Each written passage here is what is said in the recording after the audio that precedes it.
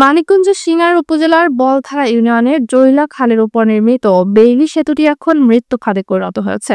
Singer থেকে S M সানোয়ারের পাঠানো তথ্যচিত্রে প্রতিবেদন। মাত্র ৮ বছর আগে ২০১৬-১৭ অর্থ বছরে ২ লাখ টাকা ব্যয়ে জৈলা খালের উপর প্রায় ২০০ মিটার দৈর্ঘ্যের এই বেইলি সেতুটি নির্মাণ করা হয়। কিন্তু দীর্ঘদিন সংস্কার না হওয়ায় এখন সেটি ভেঙে পড়ার মুখে। সেতুর রেলিং ভেঙে গেছে, লোহার পাটাতনে সৃষ্টি হয়েছে বড় বড় গর্ত। কোথাও কোথাও মরিচা পড়ে লোহা ভেঙে সৃষ্টি হয়েছে বড় বড় ফাঁকা, যাতে হেঁটে পার হতে গেলেই ঘটছে দুর্ঘটনা।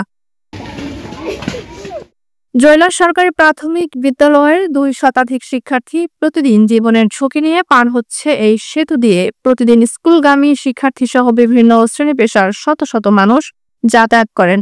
বিকল্প উপায় না থাকায় শত শত মানুষের প্রতিদিনের যাতায়াত এই সেতু দিয়েই। স্থানীয় এলাকাবাসী জানান, খালের অপর প্রান্তে কবরস্থান থাকায় লাশ নিয়ে যাওয়া যায় না। সেতু একেবারে ভেঙে গেছে, তাই এলাকাবাসীর দাবি দ্রুত সময়ের মধ্যে এখানে একটি টেকসই সেতু নির্মাণ করা হোক। অবস্থানের পরে দেখা গেছে এই ব্রিজে একটা লাশ পর্যন্ত আমরা নিয়ে যেতে পারি না। এই কেদা হেঁচড়া টাইনা হেঁচড়া করে আমাকে ওই কেদা পাড়ায় আমাদের এই লাশ নিয়ে যেতে হয়।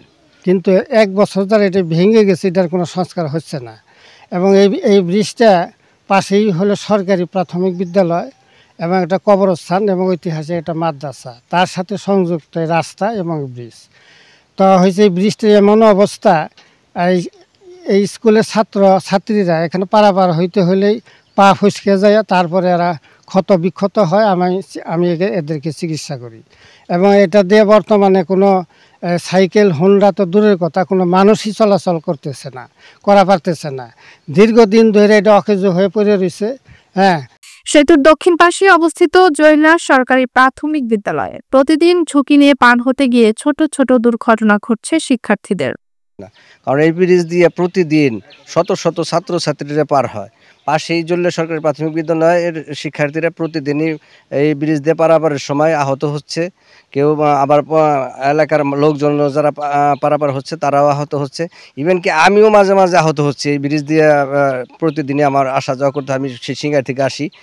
এবং অতি তাড়াতাড়ি এই ব্রিজটা নির্মাণ না করা হয়, একটি পাকা সেতুতে নির্মাণ না করা হয়, তাহলে এই এলাকাবাসী এবং আমাদের এই বিদ্যালয়ের ছাত্রছাত্রীদের করুণ পরিণতি হবে। তো এই ব্রিজ থেকে ইতিপূর্বে কয়েকবার দুর্ঘটনা ঘটেছে, ২ জন মানুষ মহল্লার মারা গেছে। তো আমি আশা করব কর্তৃপক্ষের সুদৃষ্টি আকর্ষণ করব এবং এই ব্রিজটা যাতে অতি তাড়াতাড়ি একটি পাকা সেতু তৈরিতে সরকার উদ্যোগ নেয়। ওই পার থেকে আমাদের এই পার আসতে হয়, তখন আমরা পড়ে যে ব্যথা পাই।